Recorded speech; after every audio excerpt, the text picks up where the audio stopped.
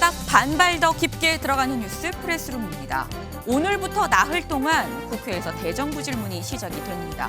조금 전인 2시부터 시작이 됐는데요.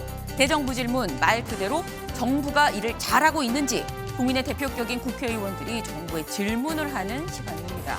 하지만 우리 기억 속에 있는 대정부 질문 여야 나눠서 싸우는 창과 방패 같은 모습이죠. 이번 대정부 질문 좀 알찬 대정부 질문이길 기대해 보면서 프레스룸 지금 시작합니다. 윤석열 대통령이 오늘 첫 순방지인 영국에 도착해 저녁에 열리는 엘리자베스 2세 여왕의 장례식에 참석합니다. 이번 주 열리는 한일 정상회담을 두고는 한일 양국 간 막판 신경전이 펼쳐지고 있는데요. 이 소식 잠시 후 전해드립니다. 국민의힘 새 원내대표로 주호영 의원이 선출됐습니다. 이 경쟁자였던 이용호 의원도 42표를 얻으며 깜짝 선전했는데요. 그 의미가 무엇인지 잠시 후 짚어봅니다. 정진석 비대위원장이 유상범 단 윤리위원과 나눈 문자 내용이 노출됐습니다. 이준석 전 대표가 성상납으로 기소가 되면 당에서 제명시켜야 한다라는 내용이 담겼는데 이 문자 당사자들은 이미 한 달도 전에 나눈 대화 내용이라며 강한 유감을 표시했습니다. 잠시 뒤 알아봅니다.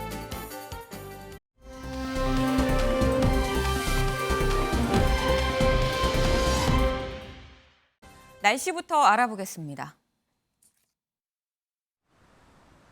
다시 계절이 여름으로 향한 것 같습니다. 현재 마치 여름처럼 자외선이 무척 강하게 내리쬐고 있는데요. 서쪽 지역을 중심으로는 자외선 지수 높음까지 올라 있습니다. 태풍 난마돌이 가져온 고온 현상은 현재 완화됐지만 여전히 서울 등 대부분 지역에서 30도 안팎의 더위가 나타나고 있습니다. 한편 태풍 난마돌은 현재 일본 북쪽 내륙으로 이동 중에 있고요. 우리나라와는 점차 거리가 멀어지고 있습니다. 현재 레이더 영상 보시면 비구름대가 동해상으로 빠져나가는 모습인데요. 하지만 여전히 해상에는 특보가 남아 있습니다. 해상의 물결이 최대 10m 이상으로 매우 높게 일겠고요. 해안 지역에는 너울과 함께 높은 파도가 예상됩니다. 또 해안을 따라서 강풍특보도 발효 중입니다. 바람이 초속 25m로 매우 강하게 불어서 시설물 안전사고에 주의가 필요하겠습니다. 특히 경상권 해안 과 울릉도 독도에는 최대 순간 풍속이 초속 35m에 달하겠습니다. 오늘 강한 바람과 함께 강원 영동과 경상권 해안에는 최대 40mm의 비가, 울릉도 독도에는 최대 80mm의 비가 더 내리겠습니다. 비가 내리는 곳에서는 시간당 30mm의 강한 비가 돌풍과 벼락을 동반할 수 있겠습니다. 어제 32도를 넘어섰던 서울은 오늘 5도가량 낮겠고요. 36도를 웃돌았던 광양도 오늘 30도 선에 머물겠지만 여전히 더운 날씨입니다.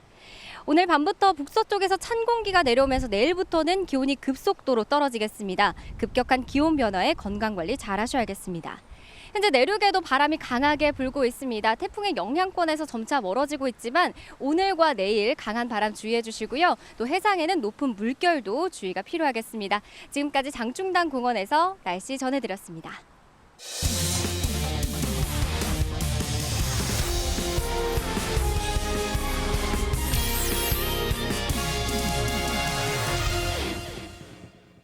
네, 즐거운 큐시트웨이 시간입니다. 오늘의 첫 번째 소식 김현 기자가 준비했죠? 네, 그렇습니다. 첫 번째 아이템, 윤석열 대통령 조문 외교 시작. 한일 정상회담은 불발입니다. 네. 5박 7일간의 이 영국, 미국, 캐나다 순방에 나선 윤석열 대통령 첫 방문지인 이 런던에 도착해서 조문 외교를 본격적으로 시작했습니다. 우리 시간으로 오늘 저녁 7시, 지금으로부터는 약 3시간 30분 정도 뒤에는 엘리자베스 2세 여왕의 이 장례식이 진행이 되고요. 여기에 참석할 예정인데 네. 이 행사 이후에는 뉴욕으로 곧바로 이동을 해서 유엔 총회 기조연설에 참석을 하고요. 여기서는 한일 정상회담에도 참석할 것으로 전해지고 있습니다. 그 이후에는 이 캐나다로 이동을 해서 한국과 캐나다 정상회담까지 소화를 할 것으로 전해지고 있는데요. 네. 일단 오늘 치러질 이 엘리자베스 2세 여왕 장례식 소식부터 잠깐 전해드리면은 네. 이 장례식 이 세기에 남을 역사에 남을 이 장례식이 펼쳐질 것으로 보입니다. 1시간 정도 이제 장례식이 진행되는 동안 영국 전역이 말 그대로 이 멈춘다고 표현을 해도 과언이 아닐 것 같은데요. 네. 일단 이번 행사에 윤석열 대통령, 조 바이든 미국 대통령, 이 나루히토 일본 천황 등 약 500명의 주요 정상과 이 왕족들이 참석을 하고요. 네. 영국의 주요 인사들까지 합하면 2,000명 정도가 어휴. 참석을 한다고 합니다. 네. 특히 이 장례식에 이 주요 인사들 외에 이 영국 당국은 100만 명 이상이 운집을 할 것으로 추정을 하고 있는데요. 네. 이 영국 정부가 기업이나 뭐 일반 이 기관이 문을 닫을 필요는 없다고 공지를 했음에도 불구하고 네. 지금 모든 주요 슈퍼마켓과 뭐 백화점 등은 자진해서 휴무를 공지한 것으로 전해지고 있고요. 네. 이 장례식장뿐만 아니라 대형 광장이나 공원 이곳에도 이제 스크린이 설치가 돼서 이 장례식을 생중계하고 이뿐만 아니라 영화관 125곳에서도 이 장례식이 동시에 중계가 된다고 합니다. 일단 이 여왕의 장례식 이 런던 브릿지라는 일종의 작전명으로 진행이 되는데 네. 영국 외무부 이 영국 역사상 가장 큰 외교 행사가 이 불상사로 얼룩지는 것을 막기 위해서 이 귀빈 이 의전에만 공무원 300명을 투입한 것으로 알려졌다고 주요 외신들은 전하고 있습니다. 네. 뭐 김혜영 기자 뭐 거의 현재 있는 것처럼 굉장히 자세히 준비를 해왔습니다. 하지만 현지에 있는 것만큼은 아니겠죠. 저희 황재현 기자가 직접 이 영국 런던 현지에 가 있습니다. 지금 뭐 대통령실 출입 기자긴 합니다만 영국 현지에 가 있는 만큼 지금 이 장례식이 한 3시간여 정도 남은 것 같은데 지금 현장 분위기가 어떤지 좀 물어보도록 하겠습니다. 황재현 기자, 현장 분위기 어때요? 네, 지금 여기 영국 런던 시각은 아침 7시 반으로 원래는 이 출근길 차량과 인파로 북적이는 곳이 지금 바로 제가 서 있는 곳입니다. 제 뒤로는 이 영국 왕실의 버킹엄 궁과 그리고 런던의 대표적인 도심 공원이죠. 하이드 파크 그리고 그린 파크 등이 몰려있는 굉장히 인파가 평소에는 많은 곳이라고 합니다. 하지만 뒤에 보시는 것처럼 지금 국장을 3시간 정도 앞두고 이곳의 차량은 완전히 통제되고 인파 역시 다른 그 요원들의 인솔에 의해 특정한 길로만 다니고 있는 상황입니다. 장례식장인 웨스트민스터 사원도 여기서 도보로 가능한 거리인데요. 벌써부터 상당히 많은 인파들이 사원 인근에 모이고 있습니다. 때문에 이 경찰의 통제도 강하게 이루어지고 있는 건데요. 취재진이 어제 저녁에 도착해서 어젯밤에 과연 얼마나 이 추모 열기가 뜨거운지 런던 곳곳을 돌아봤습니다. 일요일 저녁 시간이었음에도 불구하고 공원 곳곳에 영국 국기를 메고 걷는 사람들과 나무의 추모꽃과 그를 헌화하는 사람들이 많았습니다. 또 아예 이 운구차가 지나갈 경로에 텐트를 치고 운구차가 지나간 모습을 보기 위해 밤을 새는 그런 모습도 보였고요. 그리고 이 찰스 3세 국왕 차량이 마침 지나가는 상황이 취재진에 포착이 됐는데 당시에도 시민들이 찰스 3세에게 격려를 보내는 그런 모습이 목격이 됐습니다. 이곳을 포함해서 이 주요 백화점이나 슈퍼마켓 등 상점 등은 오늘이 사실 임시 공휴일로 지정됐기 때문에 문을 닫을 예정입니다. 그래서 이 런던 시민들은 오늘은 하루 종일 엘리자베스 2세를 위한 온전히 그 여왕을 위한 하루를 보낼 것으로 보입니다. 네, 그렇군요. 그럼 이제 윤석열 대통령도 한 3시간여 뒤면 이 장례식에 참석을 하는 거죠? 그렇습니다. 윤 대통령은 이 장례식장인 웨스트민스터 사원으로 향해서 장례식에 참석할 예정인데요. 이 각국의 정상과 영국의 귀빈 등 2천여 명이 이 사원에서 장례식에 참석을 합니다. 구체적으로 윤 대통령이 어떤 동선으로 또 어떤 장례식장에서 발언을 하고 역할을 할지 알려지진 않았습니다. 앞서 이 윤 대통령이 이 현지 시각으로 어제 저녁 찰스 3세 주최 리셉션에 참석을 했습니다. 이 리셉션에서 윤 대통령은 이 엘리자베스 여왕이 평화와 이 번영의 수호자로서 엘리자베스 여왕이 큰 역할을 했다 이렇게 얘기했고 찰스 3세는 윤 대통령의 사의를 표한 바 있습니다. 지금까지 런던에서 MBN 뉴스 황재현입니다. 네, 지금 이 영국 런던은 뭐 아침 이 7시 30분쯤이라고 하니까 사실 아침 7시 30분이면 목소리도 잘 안 나올 시간인데 황재현 기자 고생했습니다. 이 윤 대통령 이제 정말 몇 시간 뒤면 황재현 기자 얘기처럼 장례식에 참석을 할 예정인데 장례식 참석 전에 아까 보니까 리셉션에 참석을 했다고 해요. 네, 그렇습니다. 당초 윤석열 대통령 부부 이 웨스트민스터 사원 방문을 해서요. 네. 여왕을 먼저 조문을 하려고 했는데 네. 이 현지 상황이 좀 여의치 않았다고 합니다. 각지에서 몰려든 뭐 차량들, 조문객 때문에 도로 사정이 이 여의치 않아서 공항에서 바로 말씀하신 대로 찰스 3세가 있는 이 리셉션으로 직행을 했다고 하고요. 대통령실에 따르면 찰스 3세 국왕을 만난 윤석열 대통령이 애도의 뜻을 먼저 표하자 네. 이 찰스 국왕이 윤석열 대통령을 향해서 먼 곳에서 와주신 데 대해서 감사한다는 어떤 감사의 뜻도 표한 것으로 전해지고 있습니다. 찰스 3세가 이제 왕실 가족들을 한 명 한 명 윤석열 부부에게 소개를 하고 이 다른 이 왕실 가족들도 윤석열 대통령과 이제 인사를 나눈 것으로 알려지고 있는데요. 네. 이 중에서 이 케이트 미들턴 왕세자비 같은 경우에는 이 본인이 아직도 한 번도 한국에 가본 적이 없다면서 꼭 한번 가보고 싶다는 뜻을 윤석열 부부에게 전달을 하자 네. 윤석열 대통령이 언제든지 환영한다는 이런 대화도 나눈 것으로 지금 전해지고 있습니다.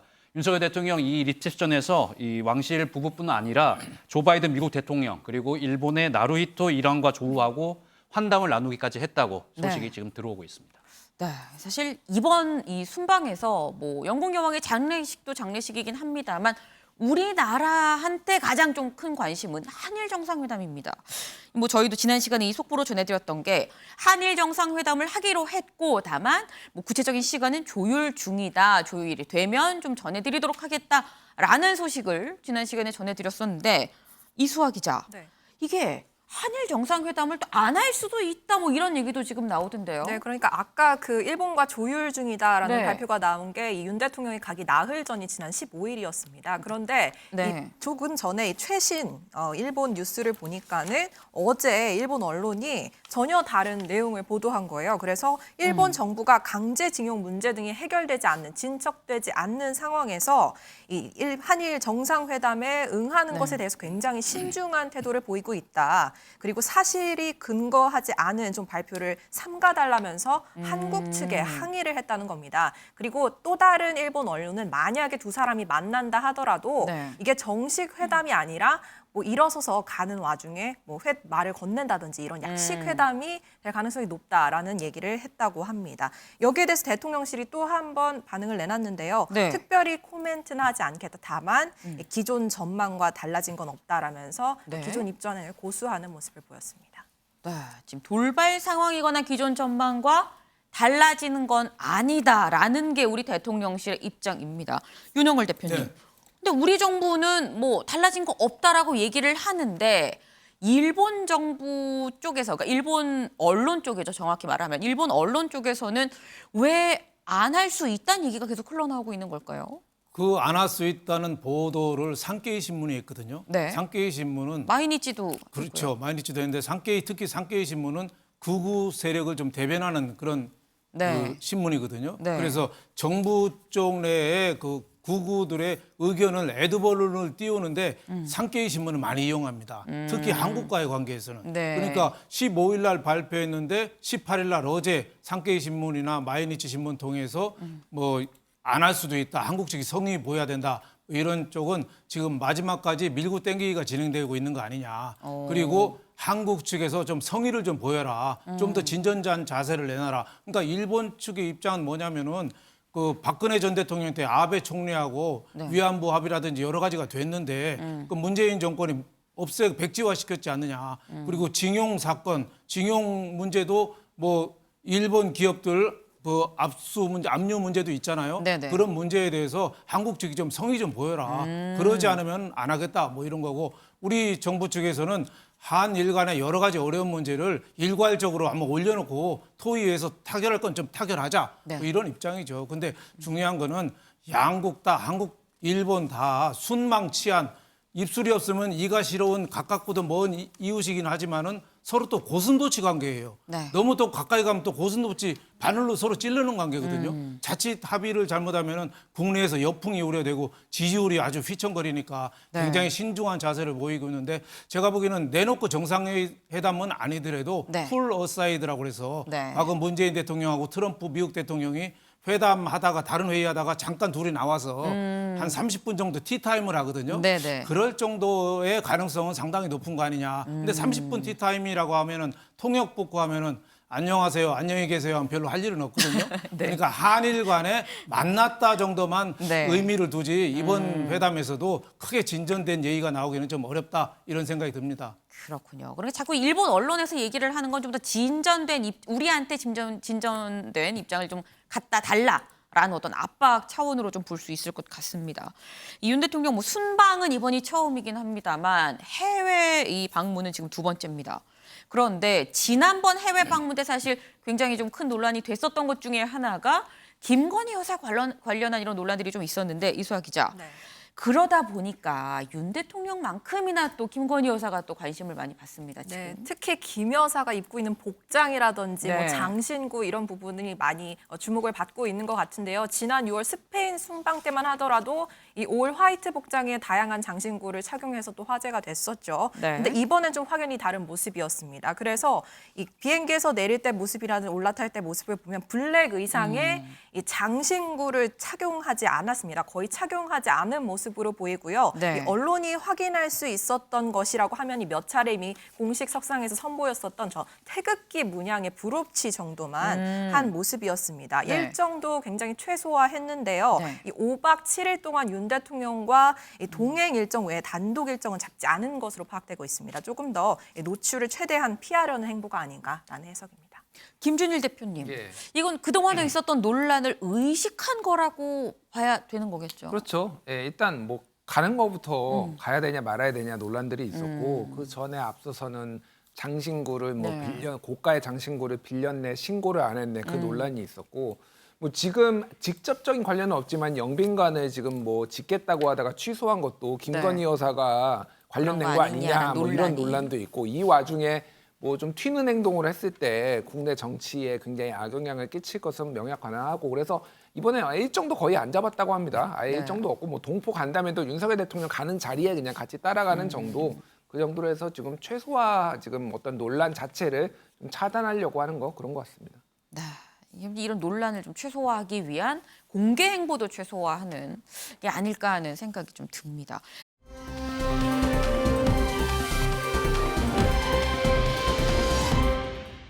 다음 순서로 좀 넘어가 볼까요? 다음 순서는 유호정 기자가 준비했네요. 네, 이번엔 국내 소식 준비했는데요. 국민의힘 새 원내 사령탑의 주호영, 어대영 아닌 예상박 접전입니다.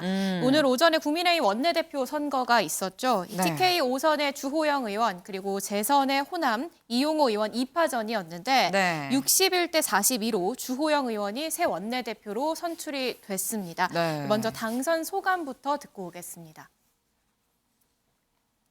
여러분들 저하고 한 1년 같이 해봤기 때문에 뭐 제가 특별히 따로 드릴 말씀은 없고 원내대표실은 언제나 열려 있으니까 언제든 찾아주시고 필요한 일이 있으면 상의해 주시면 같이 해서 하겠습니다.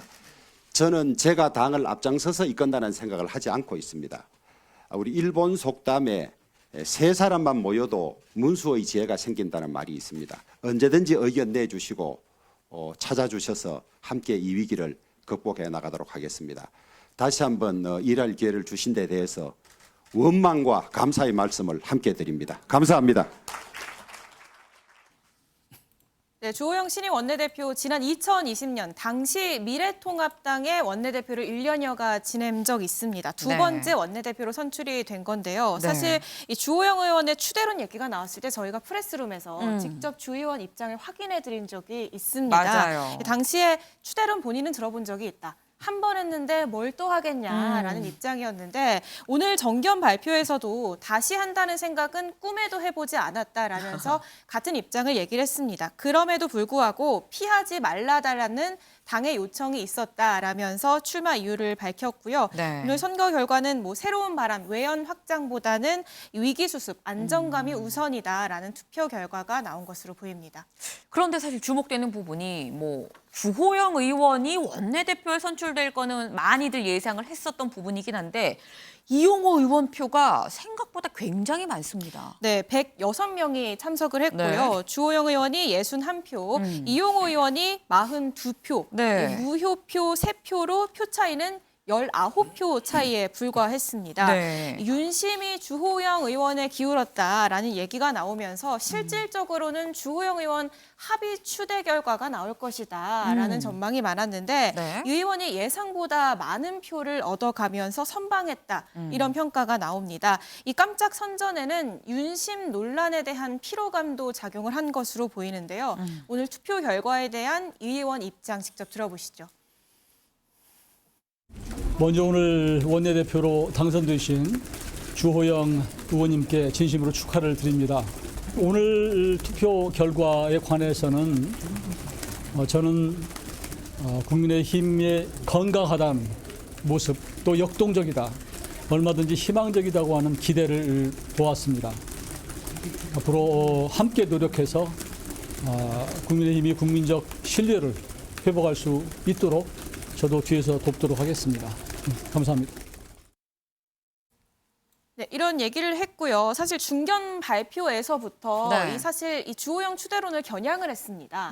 이게 뭐 윤심인지 권심인지 잘 모르겠다. 네. 초등학교 반장 선거도 선생님 의중 따라가지 않는다라는 얘기를 했는데 네. 결국에 이런 권성동 원내대표를 중심으로 했던 당내 친윤계의 주호영 추대론 이런 것에 대한 피로감이 어느 정도 작용한 것으로 해석이 되고 있고요. 의원은 이변이 아니라 이게 당내 의원들의 마음이다라는 얘기를 하기도 했습니다.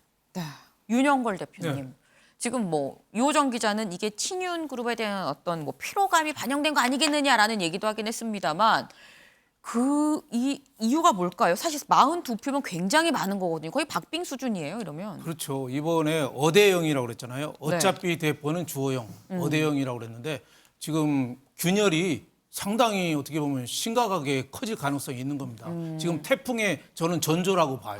과거에 권성동 의원하고 조혜진 의원이 붙을 때는 둘이 표차가 8대2로 났었어요. 네. 근데 이번에는 61대 42, 6대 4, 19표밖에 차이가 안 났어요. 네. 그러니까 이용호 의원이 어떻습니까? 지역구가 호남이고 이제 당에 국민의힘 입당한 지도 별로 안 됐어요. 맞아요. 윤석열 대통령이 그때 같이 영입해서 오신 분 아니에요? 근데 혈혈단신으로 해서 표를 42표나 모았다는 거는 네. 저는 지금 국민의힘 지도부에 대해서 의원들 전체가 불만이 굉장히 많은 거다. 그래서 친윤 세력, 그 보통 윤핵관이라고 하는데 그분들의 독주 여기 대해서 불만이 있고 또 영남 쪽의 의원들이 너무 또 그 대시하는 거 여기에 대한 불만도 상당히 있는 거 아니냐. 지난번에 왜 박주선 그 윤 대통령 취임 준비위원장이 네. 비대위원장 내정됐다가 안 됐잖아요. 네. 그때 박주선 의원 쪽 그 전 의원 쪽 얘기 들어보니까 네.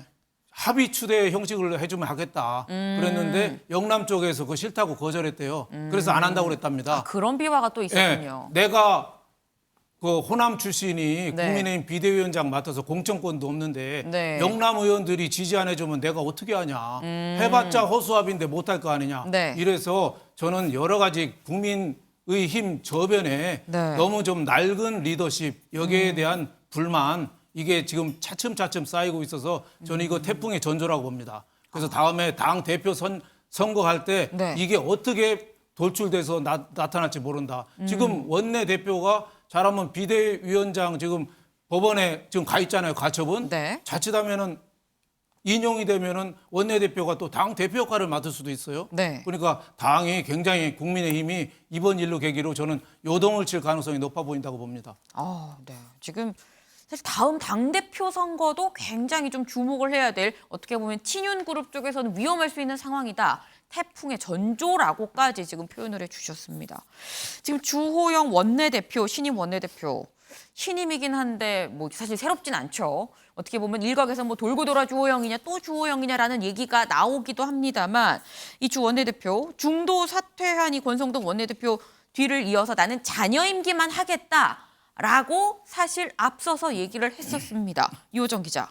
그러면은 주 원내대표 임기는 어떻게 되는 거예요? 일단 당초 네. 당원당규상 원내대표의 임기는 1년입니다. 그쵸. 그런데 내년 9월까지가 아닌 주호영 원내대표가 권성동 전 원내대표의 잔여 임기만 수행하겠다라고 밝혔기 때문에 네. 내년 9월이 아닌 남은 임기 4월까지만 직을 수행할 가능성이 높아 보이는데요. 네. 이렇게 되면 중요한 건 21대 국회에서 1년 임기에 새로운 원내대표를 다시 한번 뽑을 수 있게 됩니다. 네. 그 부분이 이제 중점적으로 주목을 받고 있는데 사실 원내대표 후보군으로 거론되던 당내 중진 의원들이 네. 막판에 결국에 출마를 하지 않았잖아요. 그랬죠. 결국에 이번 선거에서 주호영 원내대표가 또 원내대표를 맡는 대신에 내년 4월까지만 임기를 해서 다른 후배 중진들에게 또 다른 가능성을 열어주는 이런 식의 물밑 작업이 있었을 가능성도 지금 거론되고 있습니다.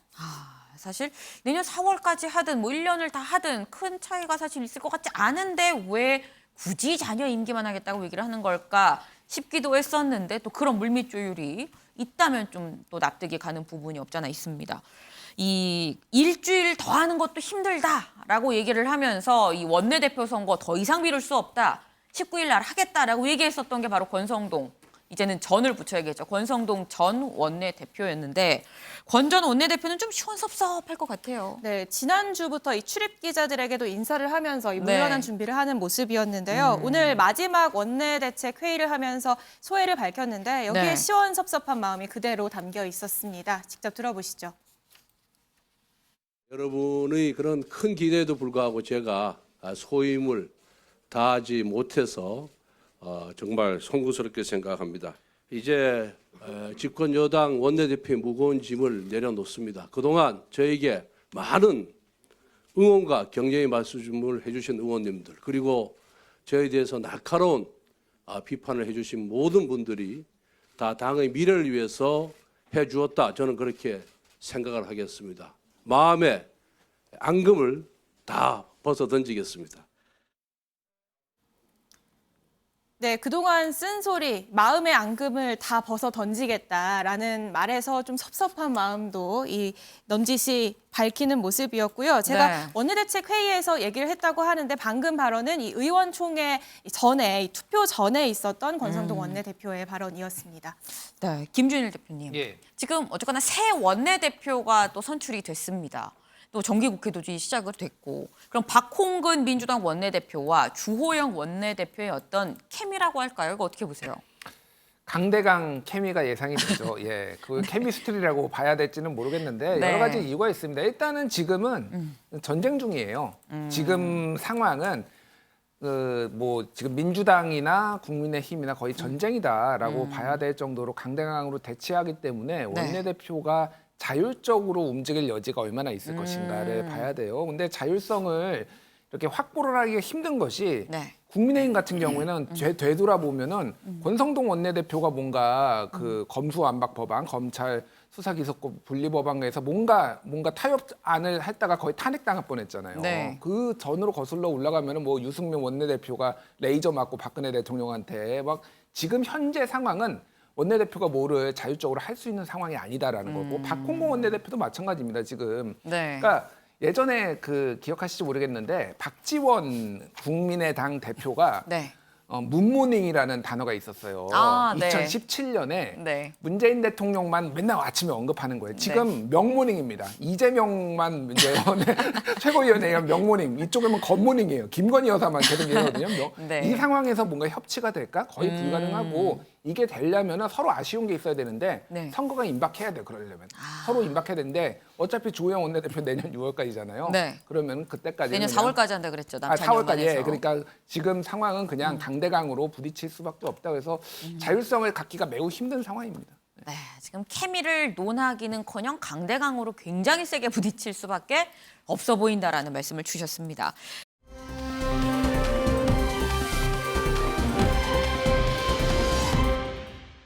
다음 아이템으로 좀 가보죠. 다음은 이수아 기자가 준비했죠? 네, 제목부터 말씀드릴게요. 네. 또 문자 노출, 이 성상납 기소되면 제명입니다. 여당 내에서도 특히 이 유상범 윤리위원이 정진석 비대위원과 오늘 오전에 나눈 이 문자 내용이 유출이 되면서 정말 화제가 되고 있죠. 그래서 이걸로 제목을 뽑았고요. 이 내용 잠시 뒤에 더 자세히 짚어보도록 하겠습니다. 우선은 이준석 전 대표가 지난 금요일에 윤 대통령이 영국 순방을 떠나면서 아마도 자신을 제명하기 위한 당내의 시나리오가 가동될 것이다라고 예측을 했죠.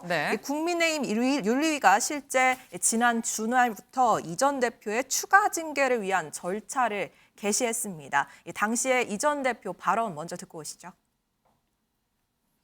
가처분에 지고도 불복하고 동일한 사건을 가지고 법원에 2번 가고 이런 것도 참 특이한 것인데 그래서 저는 이번에도 참 대단한 무리수가 나오지 않을까라는 기대를 하고 있습니다. 대통령이 출국하시거나 어디 가시면 그때 꼭 그때 일을 벌입니다. 그 사람들이. 그랬었던가요? 체리 따봉 하시고 휴가 가셨잖아요. 그 사이에 비대위 한다고 난리 났잖아요. 이제. 휴가 휴가 사이에 이제 비대위를 완료하라는 식의 어쨌든 지령이 있었다는 얘기도 있고 나토 간 사이에 엄청나게 공격 들어왔어요 그때. 예, 순방 가신다고 하는데 그 사이에 아마 또 이제 뭔가를 꾸미고 있지 않을까. 예. 네, 지난 15일의 발언이었고요. 이 중에 네. 뭐 스페인 순방을 갔을 때도 그때 비대위 출범을 결정짓지 않았냐라고 말을 하면서 이번 윤리위는 이 전 대표의 예측대로 또 윤 대통령이 이 영국으로 순방을 떠난 날 열리는 모습입니다. 네. 예언 아닌 예언이 돼버린 것 같습니다. 지금 윤리위의 이 전 대표 추가 징계 사유가 근데 뭐예요? 당을 향한 모욕적인 표현 때문이라는 게 윤리위의 설명입니다. 일단 듣고 오시죠. 오늘도 오랫동안 기다려주셔서 감사합니다. 금인 심의 안건과 관련하여 아래와 같이 결정하였습니다.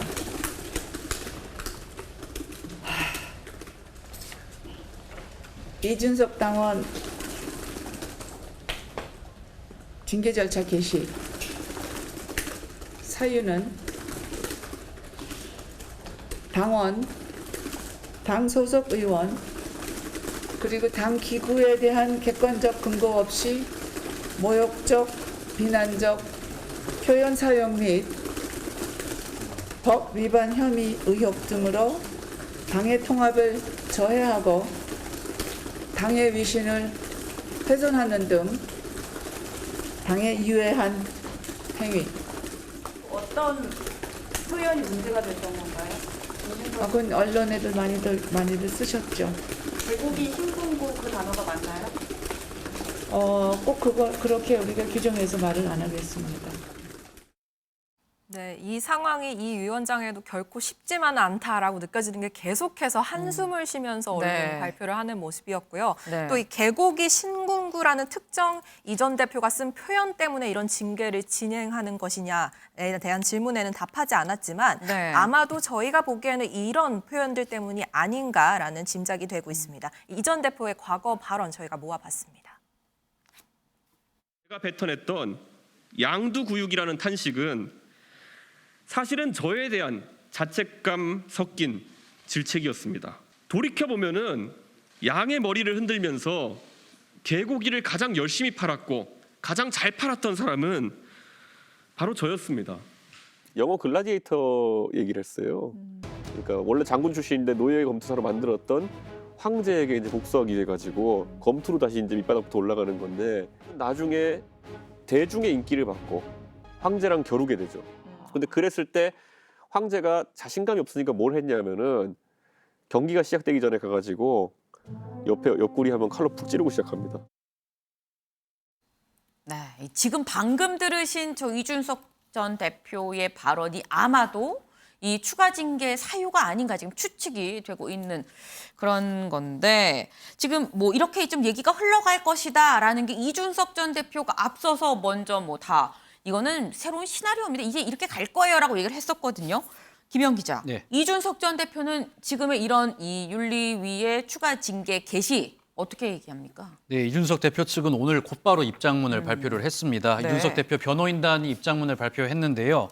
국민의힘 윤리 징계 이 개시 결정은 이 3차 가처분, 4차 이 가처분에 영향을 미치려는 사법 방해, 재판 보복 행위라고 규정을 하면서 비판하는 모습 보였고요. 이준석 대표 전 대표 역시 SNS를 통해서 강한 비판에 나서고 있습니다. 어제 같은 경우에는 이 양두구육 표현 썼다고 징계 결차 개시한다는 이 부분에 대해서 이양희 위원장 평생 이 인권 활동에 평생을 헌신해 왔는데 이양희 위원장에게 유엔 인권규범 제19조를 바친다. 이렇게 이야기를 하면서 19조요? 이양희 위원장을 좀 압박하는 그런 모습을 보이기도 했고요. 오늘 같은 경우에는 이 가처분, 이 불합리한 여러 가지 일들이 생기니까 내가 방어적으로 나온 행위다 이렇게 이야기를 하면서요. 누군가가 미사일을 쏘면 사드나 패트리어트로 요격할 수밖에 없지 않냐. 이렇게 SNS에 글을 올리면서 자신의 가처분 신청의 어떤 정당성을 강조하는 모습을 보였습니다. 네, 당사자들이 아닌 주변 인물들 간의 좀 찬반 논쟁도 뜨거워지는 상황인데요. 몇 가지만 소개를 드리면 이 전 대표 측이라고 불리는 김재석 국민의힘 서울 도봉갑 당협위원장이 이 말로 먹고 사는 정치인에게 지금 윤리위가 이 발언의 수위나 내용을 정해주는 것이냐. 그렇다면 이건 표현의 자유를 위축시키는 것이다라고 반발을 했습니다. 하지만 홍준표 대구시장은 표현의 자유가 있다면 징계의 자유도 있는 거다라고 반대 목소리를 냈고요. 또 다른 전선에서는 이 친이계로 불리는 김용태 전 최고위원이 이 윤리위가 외압을 받는 거 아니냐. 한쪽으로 쏠려도 너무 쏠렸다라는 의혹을 제기했는데 여기에 대해서는 정진석 비대위원장이 직접 만약 이양희 윤리위원장에게 어떤 외압을 가한다면 그분은 당장 기자회견을 하실 분이다라고 얘기를 하면서 누가 관여하거나 개입할 사안이 아니다라고 의혹을 일축시키기도 했습니다. 네, 이 윤리위에 영향을 줄 수 없다라고 정진석 비대위원장이 얘기를 했는데 근데 또 마침 이 저희 방송 시작하기 불과 몇 시간 전에 사진이 하나 또 공개가 됐어요, 김영 기자. 근데 이 사진을 보면 글쎄요, 이게 뭐 일단 정황상 사진에 찍힌 내용으로 보면 관여를 하는 거 아닐까라는 의심을 받을 수도 있어 보입니다. 그렇습니다. 이번에도 이 휴대전화 문자 사진이 오전 내내 논란이 됐었는데요. 이 원내대표 선출하는 의원총회에서 정진석 비대위원장과 이 유상범 의원이 주고받은 문자가 공개가 된 겁니다. 보고 계신 저 사진인데요. 문자 내용 보면은 정진석 비대위원장이 이 전 대표의 이 해당 행위에 대해서 경고를 해야 한다 이렇게 말하고 있고 유상범 의원이 성상납 의혹으로 기소되면 함께 올려서 제명하겠습니다 이렇게 답한 내용이 고스란히 지금 사진이 유출이 된 상황입니다. 이준석 대표 이 사진 이 보도를 통해서 보자마자 이 윤리위원과 비대위원장이 지금 경찰 수사 결과를 좀 예측을 하면서 서로 지금 징계를 상의하고 있는 거 아니냐 이렇게 비판을 했고요. 그러면서 이 무리한 짓을 많이 하니까 이렇게 자꾸 사진에 찍히는 겁니다. 한 100번 잘못하면 한 번 정도 찍힐 텐데 이렇게 이야기를 하면서 이 조롱하는 좀 모습을 보이기도 했습니다. 이 사진 둘러싼 논란, 오전 내내 논란이 커지니까 정진석 비대위원장 결국 SNS를 통해서 직접 해명을 내놨는데요. 요점은 이 문자가 오늘도 아니고 최근도 아니고 이 한 달 전 8월 13일에 나눈 내용이었다 이런 겁니다. 당시에 본인이 평당원일 시절에 이준석 대표가 기자회견을 열고 이 논란이 커지자 이 부분에 대해서 자신이 어떤 개인적으로 경고를 해야 되는 거 아니냐 이렇게 문자를 보냈다는 거고 정진석 비대위원장 그러면서 본인이 비대위원장이 되기 전이기 때문에 지금은 이 윤리 결정에 영향력을 행사하려는 생각을 해본 적이 없다. 이거는 옛날 문자다 이렇게 해명을 한 상황입니다. 유상범 의원 역시 이 8월 13일에 윤리가 이 징계 결정을 하기도 전에 개인적으로 나눈 문자고 이 개인적인 자신의 의견이 반영된 거지 이 윤리위의 의견은 아니다. 다만 이 문자로 이 당원과 국민들이 좀 걱정을 한 부분에 대해서는 좀 사과를 드린다는 해명을 내놓은 상태입니다. 네, 지금 저 사진을 좀 자세히 좀 볼까요? 사진을 자세히 보면 지금 김영 기자가 얘기한 거 전에 이 정진석 비대위원장이 중징계 중 해당 행위 경고해야지요 라고 한 것 위에 오케이, 그러니까 오케이라는 뜻이겠죠. 그리고 그 앞에 필요 없으실 듯합니다라는 유상범 의원이 뭐라고 얘기하면서 필요 없으실 듯합니다 하고 그거에 대해서 정진석 당시에는 그냥 의원이었습니다. 비대위원장은 아니었는데 오케이. 그러면서 한 얘기가 중징계 중 해당인 경고해야지요입니다. 때문에 이거 내용을 보면 유상범 의원이 먼저 뭔가를 보고를 한 건지 아니면 그냥 정 위원장이 뭐 오케이 그러고서 다른 얘기로 또 얘기를 했는지는 사실 알 수 없는 내용이긴 한데 윤영걸 대표님. 이게 지금 외압이 있다 없다 논란이 되고 있습니다. 외압 있는 걸까요? 없는 걸까요? 그게 지금 돌아가는 모습하고 거의 비슷하잖아요. 8월 달에 문자가 왔다 갔다 하지만 지금 문자가 왔다 갔다 해도 다 이해가 되는 거 아닌가요? 그러니까 28일 날이 무슨 날이에요? 그날이 법원에 그 비대위 가처분 그 신문하는 날이잖아요. 28일이. 오는 28일이. 네, 오늘 9월 28일이. 근데 지난주 17일 날 경찰이 이준석 대표 소환 조사했어요. 그러니까 막판에 하는 거잖아요. 그러니까 빠르면 이번 주 말쯤에 아마 수사 결과 경찰이 발표될 거예요. 네. 그리고 28일 날 가처분 신문하고 그 사이에 또 윤리위가 열리지 않겠어요? 윤리위 열리면 지금 흐르는 모습이 유상범 의원이 성상납 부분이 기소가 되면 함께 올려 제명해야죠. 그러니까 이번 주에 발표되는 게 성상납 부분이 만약에 기소가 되면은 윤리위를 다음 주 초에나 28일이나 28일 직전에 열어가지고 아예 제명을 시켜버리겠다. 그게 지금하고 맞는 거죠. 그러니까 그게 뭐 억측이다 뭐 이렇게도 볼 수 없고 지금하고 너무 물 흐르듯이 맞는다. 그래서 국민의힘은 지금 욕은 어차피 얻어먹는 거 네. 해결을 보겠다. 이준석 대표를 아예 끝내버리겠다. 이런 뭐 결정을 한 거 아닌가 이런 생각이 좀 듭니다. 그러니까 지금 일단 외압일 가능성이 높다라는 쪽으로 지금 말씀을 주셨는데 이거랑 또 별개로 김준일 대표님. 예. 이게 문자 공개가 사실 이번이 처음은 아닙니다. 이 권성동 직전 원내대표도 사실 문자 공개 체리따봉 때문에 사실 어떻게 사안이 굉장히 좀 커지고 결국 내려올 수밖에 없는 그런 상황이 됐는데 그때 나왔던 얘기가 문자를 일부러 보여준 거냐 찍힌 거냐였었거든요. 정진석 비대위원장의 이 문자 찍힌 걸까요? 본인의 의도가 있는 걸까요? 이 건은 권성동 원내대표보다는 네. 이재명 대표의 문자랑 비교를 하는 게 비슷할 것 같아요. 전쟁입니다. 네, 그거를 네. 했을 때 많은 사람들은 이거를 의도적으로 노출했다라는 거잖아요.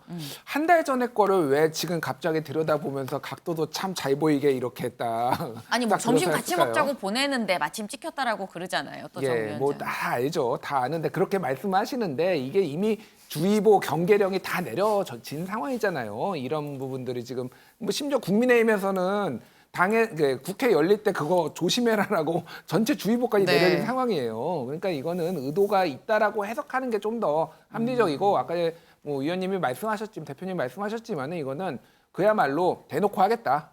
가겠다. 이번 기회에 논란의 종지부를 찍겠다라는 건데 아까 전에 얘기했듯이 뭐 유엔 제소까지 하면 이게 논란이 끝날지 그건 좀 의문이네요.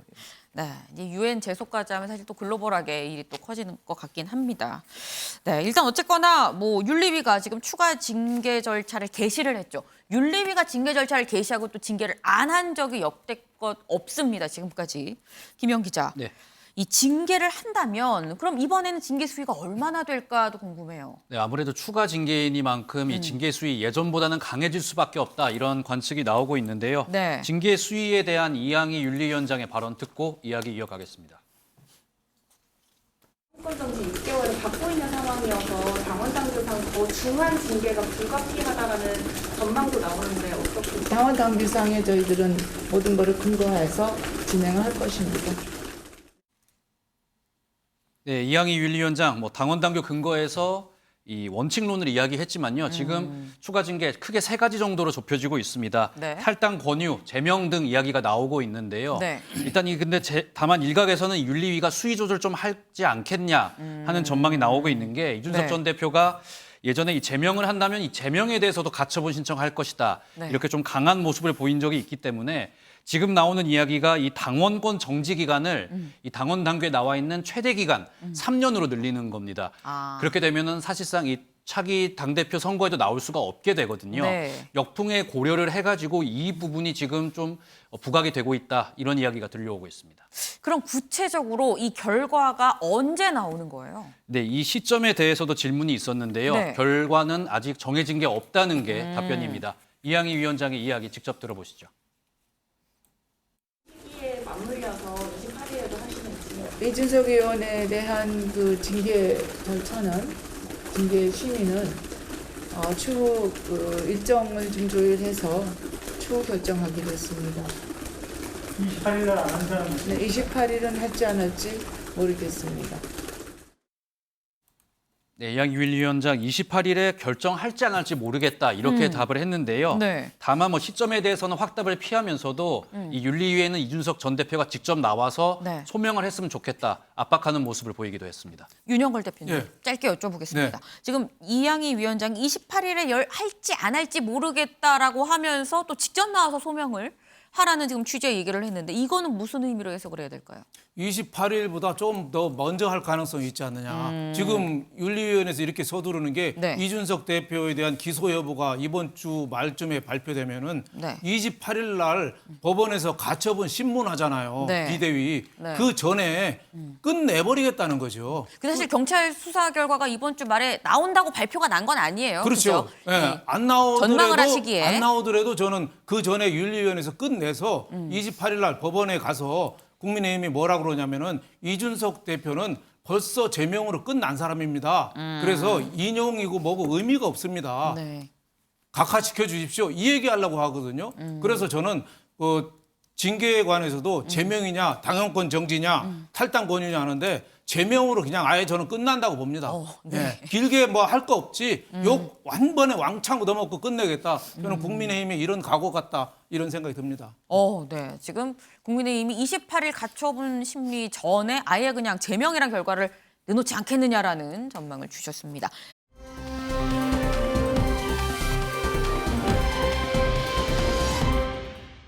다음 아이템으로 좀 가보죠. 유호정 기자가 준비했죠. 네, 이번 아이템은 신당역 스토킹 살인 피해자 잠시 후 얼굴과 이름 공개입니다. 이 지난 13일이었죠. 이 스토킹 피해자인 직장 동료를 살해한 혐의를 받고 있는 30대 전모 씨의 신상 공개 여부를 지금 경찰이 심의를 하고 있습니다. 네. 잠시 후 결정이 될 것으로 보이는데요. 먼저 지난 16일 영장 심사에 출석한 전 씨 모습부터 보고 오겠습니다. 왜 범행 저지르셨어요? 이거 스토킹하고 협박한 혐의 인정하십니까? 피해자 근무지는 어떻게 하셨어요? 샤워캡은 왜 쓰고 기다리신 거예요? 범행 계획하신 거 맞으세요? 피해자한테 합의 요청하신 이유 있을까요? 피해자한테 한 말씀만 해주세요. 계획하고 보는 거 맞으세요? 유가족한테 하실 말씀 없습니다, 혹시? 피해자한테 하실 말씀 없으신가요? 저 죄송할 뿐입니다. 피해자분한테 죄송하다는 말씀 말고 할 거 없으세요? 네, 정말 죄송합니다. 네, 죄송하다고 할 생각 없냐라는 기자 질문에 죄송할 뿐이다라는 죄송합니다라는 답변을 하는 모습이었는데요. 네. 경찰은 이 범죄가 잔인하고 중대한 범죄가 인정될 경우 또 증거가 충분할 경우 국민의 알 권리가 필요하다고 판단될 경우 이 흉악범의 신상을 공개할 수 있습니다. 조금 전 3시부터 신상공개위원회를 열어서 심의 중인데 이미 이 스토킹 피해만으로도 검찰이 징역 9년을 구형한 만큼 이 사안의 중대성이 인정돼서 공개되지 않겠냐 쪽에 지금 무게가 실리고 있는 상황이고요.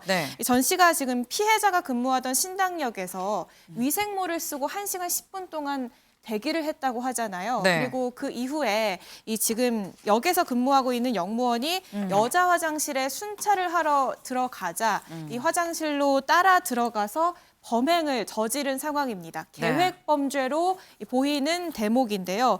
이뿐만 아니라 최소 11일 전부터 범행을 저지른 준비한 정황도 포착이 됐습니다. 그러니까 지난 3일, 범행 11일 전이죠.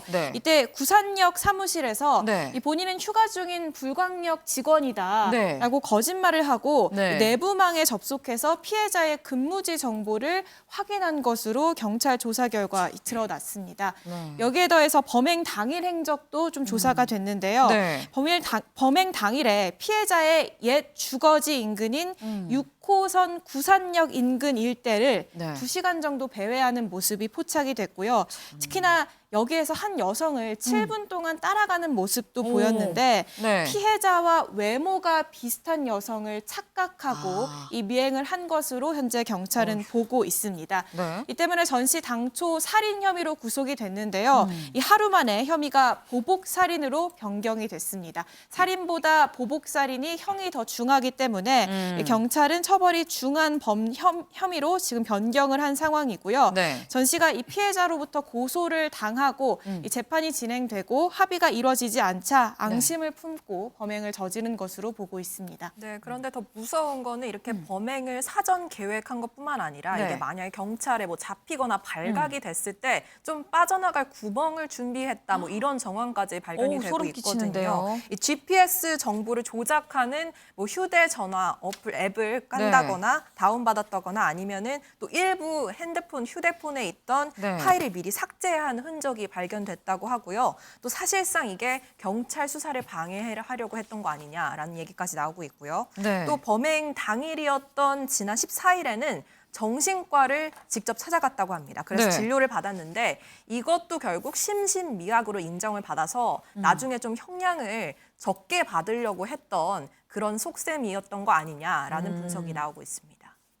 아니 지금 얘기를 들어보니까 참 안타깝습니다. 근데 곳곳에 약간 구멍이 보이는 게 있어요. 내가 휴가 중인 직원인데 내부망 본다 그래갖고 이거를 그냥 그렇습니까? 하고 보게끔 해준 것도 사실 선뜻 납득이 안 되는 부분인데 이호정 기자, 사실 이게 살인 사건으로 번지기 전에 스토킹이 먼저 선행이 됐었잖아요. 그럼 스토킹 때 뭔가 조치가 있었으면 그러면 이걸 살인 사건까지 가기 전에 막지 않았을까라는 생각이 들 수밖에 없습니다. 네, 이 스토킹 피해 경찰 신고도 있었고 심지어 이 사건이 재판에 넘겨져서 네. 선고를 앞두고 있는 상황이었기 때문에 더욱더 안타까움을 더하고 있는데요. 일단 네. 지난 2019년부터 3년 동안 350여 차례 문자를 만나달라라는 문자를 받고 이 스토킹 피해로 이 호소를 했습니다. 그리고 피해자로부터 고소를 당했고요. 네. 이때 경찰이 이 전 씨를 긴급 체포해서 영장을 신청을 합니다. 그런데 당시에는 스토킹 방지법이 없었기 때문에 네. 이 불법 정보 유통 금지 위반 혐의로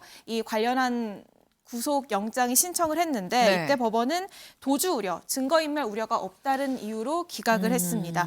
그리고 그 뒤로는 고소를 당했으니까 합의를 하자라면서 추가적인 스토킹이 있었는데요. 그래서 이제 추가로 스토킹 혐의가 추가로 고소가 되는데 이때는 또 별도의 구속영장 신청이 없던 상황입니다. 결국 네. 불구속 상태로 재판을 받던 상황에서 검찰의 징역 9년 구형이 있었음에도 이 선고를 하루 앞둔 날 이 피의자는 범행을 저지르고 말았습니다. 네, 구속영장이 기각된 것도 좀 안타까운 상황인데 사실 지금 이 얘기 나온 것만으로도 충분히 지금 공분을 일으킬 수 있는 사안입니다. 그런데 김영 기자, 네.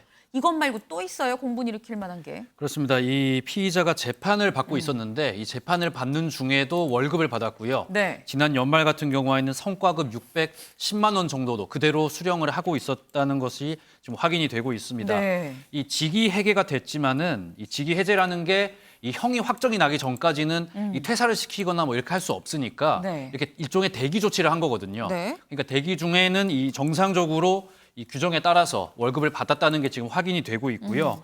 이 특히 직위 해제 동안 이 직원의 내부 전산망 접속 권한까지 유지가 됐기 때문에 이 따라다니면서 이렇게 스토킹을 할 수 있었던 것으로 네. 좀 알려지면서 이 부분에 대해서도 지금 계속해서 비판이 나오고 있습니다. 네. 참, 안타깝습니다. 김준일 대표님, 예. 요거 하나만 정말 짧게 여쭤볼게요. 예. 만약에 판사가 구속을 시켰더라면 이런 일이 발생하지 않지 않았겠느냐라는 이런 여론도 있긴 합니다. 여기에 대해서는 어떻게 보세요? 일단 판사가 판단하기가 좀 어려웠을 것 같아요. 왜냐하면 웬만하면은 구속을 안 시키는 게 네. 판사의 어떤 뭐 인권 보호 차원이니까 다만 네. 이게 얼마나 심각했는지 여부를 수사기관이 정확하게 했었어야 되는데 그 부분이 좀 뭐 부족하지 않았나 보입니다. 네, 지금 이 판사의 판단이 문제라기보다는 그때 좀 판단하기 애매한 부분이 없지 않아 있었을 수 있다라는 말씀을 또 주셨습니다.